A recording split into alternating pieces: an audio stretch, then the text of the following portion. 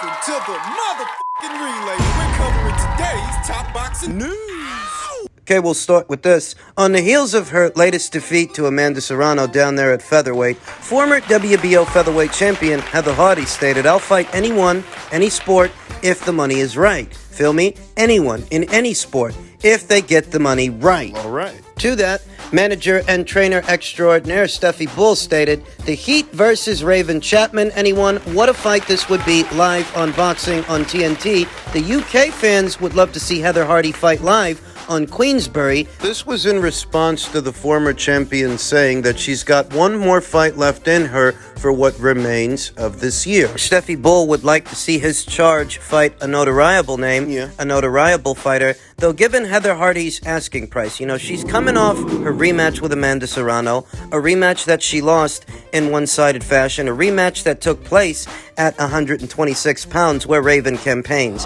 And while Heather might have been willing to make that weight for an Amanda Serrano fight, would she be willing to make that same weight for Raven Chapman? I don't think both fights pay the same. The pay's pretty fucking important. Before that Amanda Serrano rematch a few weeks ago, Heather Hardy had not made that weight, featherweight, in a very long time, some years, and she might have been willing to make it for Amanda based on what the fight pays. But for Raven Chapman, I'm not sure that Queensberry's going to break the bank just to make Hardy versus Chapman. Especially not with Heather Hardy coming off a loss. Not averse to the fight. I'm not against it. But Heather's not going to make 126 for peanuts on a dollar. Least of all for somebody like Raven Chapman. This is no ordinary fighter, no ordinary unbeaten up-and-comer. This is a fighter that stands a legitimate chance of becoming a champion beyond Amanda Serrano's reign. It doesn't look like Raven is going to get her crack at the apple with Amanda. Amanda's under orders to take on her mandatory challenger by way of the WBO interim champion of Brazil, Danila Ramos. Looks like that's how she's going to cap off this year before her PFL contract, PFL, Mixed Martial Arts Fighting League. Looks like that's how she's going to cap off this year before that contract begins. Beyond that, I anticipate she's going to spend most, if not all of next year in the world of mixed martial arts, in the octagon, not the boxing ring. So it don't look like Raven is on the eve of challenging Amanda anytime soon.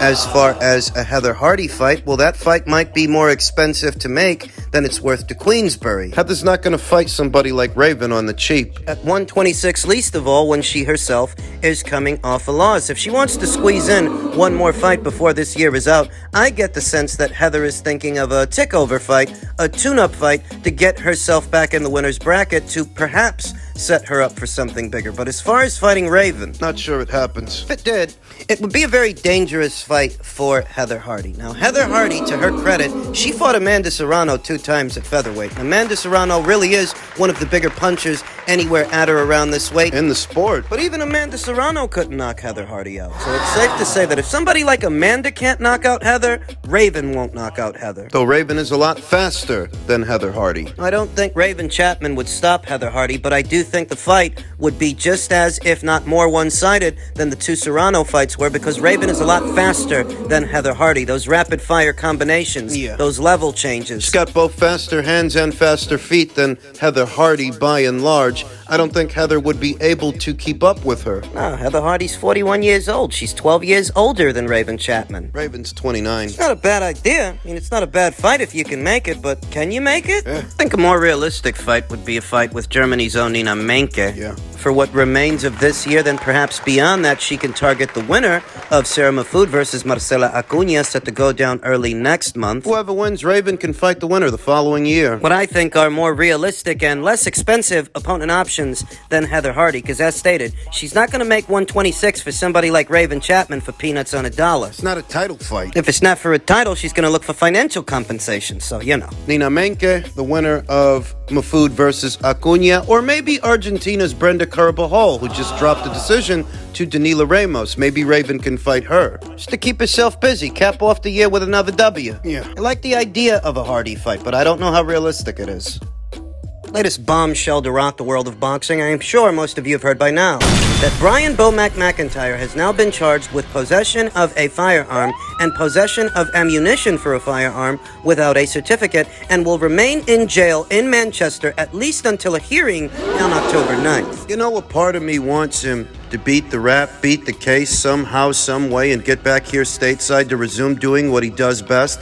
But another part of me can't help but notice how arbitrary and stupid all of this is. What the hell's he bringing a firearm to the United Kingdom? And if he didn't bring one over, if he bought one while he was there, what the hell's he doing that for? I don't get it. At around 10:45 a.m. on Sunday the 3rd, September 2023, officers were called to reports of a possible firearm being found in hold luggage by airport staff at Manchester Airport. After the initial inspection by security staff, GMP officers attended and the firearm was seized. Subsequently, a 53-year-old man was arrested for possession of a firearm and was taken into custody. That man being Brian Bomac McIntyre. Brian McIntyre, born January 7th, 1970. He's a Capricorn. So many great Capricorns in the sport of boxing. Cus D'Amato, Muhammad Ali, George Foreman, Joe Frazier. Floyd Patterson, Felix Trinidad, Bernard Hopkins, Roy Jones Jr., Josh Taylor, Alexander Usyk. Delphine Passoon. What the hell does this have to do with anything? I don't know. Brian McIntyre from the United States of America was charged with possession of a firearm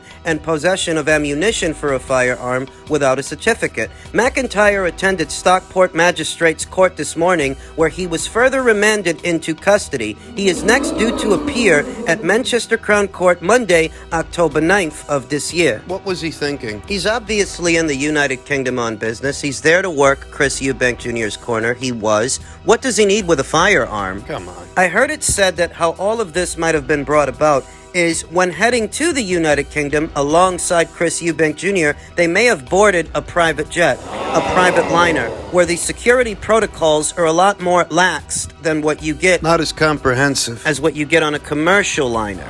Which might explain how it was that Brian McIntyre was able to travel to the United Kingdom with this firearm in his luggage, not realizing he'd have to fly back commercial. He'd have to go through airport security. What the hell's he need with a firearm? You know, I'm not against the Second Amendment. I'm not against Brian McIntyre's right to bear arms here in the United States, but you're not in the United States, so what the hell are you thinking? It's not responsible gun ownership here in America or anywhere. You're not in America. The UK's got strict gun laws. Gun ownership is not in the United Kingdom what it is in the United States. I'm not even sure they allow civilians to legally purchase firearms the way they do here stateside. In any event, you're not a UK citizen. I don't understand. But then I think about situations like the highly publicized Brittany Griner situation over there in Russia, bringing over a narcotic substance. I mean, I think it was weed or THC or something like that. Something that's not frowned upon in America, but you're not in America. You're entering Russia. What the hell's wrong with you? Brittany Griner in Russia, Tiaria Allen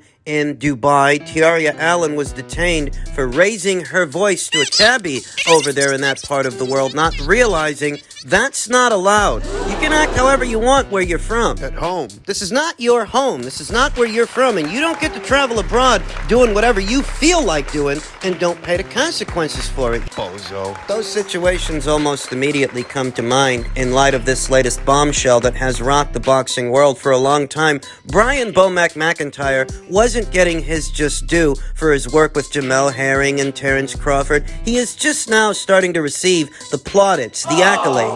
People are giving him his flowers for the work he's doing, only so that this can happen? This is fucking stupid. It's a stupid thing to get arrested for. You don't need the blicky in the United Kingdom. It's not like you're gonna be strolling in South London at 3 in the morning and you gotta protect yourself. You're there on business. You're there to work Chris Eubank Jr.'s corner, then fly back home. What the hell do you need with a firearm? He's 53 years old. He's not some young guy. Should have a good enough understanding of how things work that you don't bring a firearm to a foreign country. Come on. It's not uncommon to hear Americans complain about their native soil whilst trying to replicate the liberties and freedoms they have here in America someplace else, and things go wrong, things go sideways. You're always hearing about how horrible America is. Bet you wish you were there now. It's unfortunate because I like Brian McIntyre. I think he's one of the best at what he does, though you can't help but marvel at how asinine all of this is. How unnecessary. I don't know how UK laws work. I don't know that they won't just extradite him back to America. Or will they hold him there after sentencing for an extended period of time? I'm hoping he can beat the rap, but I don't know how the laws work over there. Finally, in men's super middleweight news, even with a bigger stage and at a higher weight, Charlo won't change his training regimen. The old if it ain't broke, don't fix it mentality. You do the same thing you've been doing, said Charlo on Cigar Talk. Just a different weight. You don't change nothing. Familiarity and consistency are the keys to victory in Charlo's opinion. Who can blame him? During his run at 154, the 33-year-old has fought the same sort of fight over and over again. Of course, he's made a few adjustments along the way. During his first showdown against Brian Castano, he was forced to settle for a split decision draw. A few months later, however, he closed the show before the sound of the final bell. Jermell Charlo is one of the few PBC fighters that I consider an elite level fighter. Elite at least at his own weight in his own division. Has a robust body of work there. Gabriel Rosado, Charles Hatley, John Jackson, Erickson Lubin, Weston Trout, Tony Harrison 2 times, Brian Castano 2 times, Jason Rosario. In the men's junior middleweight division, Jermell Charlo has proven himself the best in show by taking on most, if not all, of the quality fighters at that weight, save his brother, back when they were campaigning at the same weight. We know that Jermell, he moved up some years ago. You don't go in there trying to do much. You just gotta work your ass off and be dedicated. What Jermell has been doing has worked for him at 154 pounds. His next fight being at 168, him not having ever fought there and having not fought in over a year's time. While I do consider Jermell an elite level junior middleweight, elite fighter, moving up in weight, being able to and have continued success often is what separates the men from the boys. The good fighters from the great fighters. It's hard to stay in character when you're moving up in weight and you're facing naturally bigger fighters that are accustomed to facing naturally bigger fighters with a bigger punch, better punch resistance. You know what Jermell Charlo says? Jermell Charlo says that Canelo's not actually the bigger guy. He's not actually the bigger fighter. That both he and Canelo walk around at the same weight. That's what I said. We'll see how that pans out. Jermell expects fans to appreciate him more come September 30th. People will be calling me great. The good spirits ahead of this fight. I think they're going to appreciate my skills and what I've been doing for so long as a kid, said Charlo during a recent presser.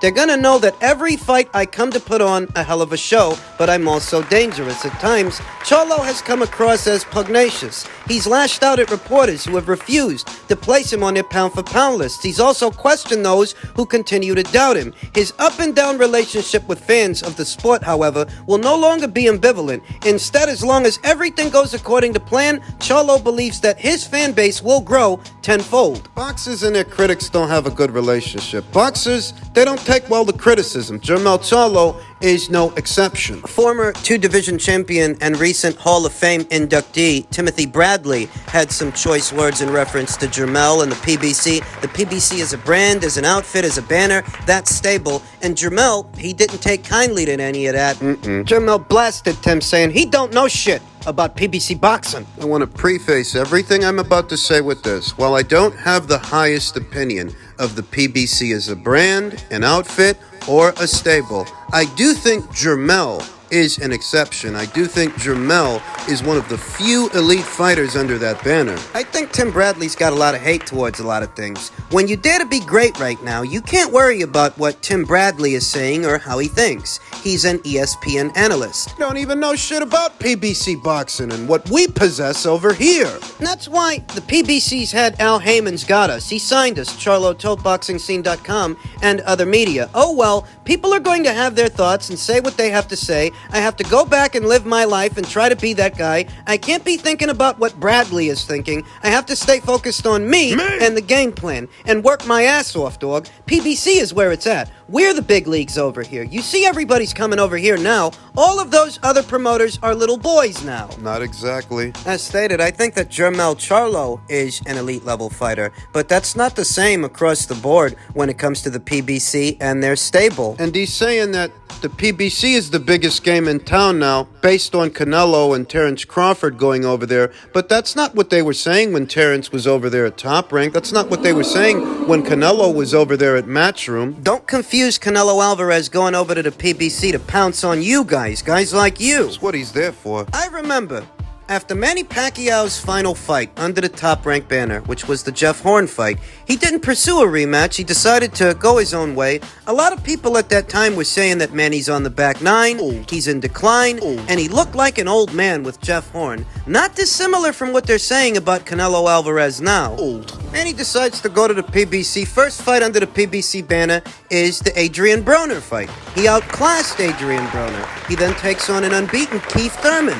Beats him, drops him in the first round, wins a points decision, becomes WBA welterweight champion. It seemed like Manny found the fountain of youth. There's no such thing. So what you were really looking at was a superior fighter, albeit an aging fighter, an older fighter, taking on what are B and C level fighters.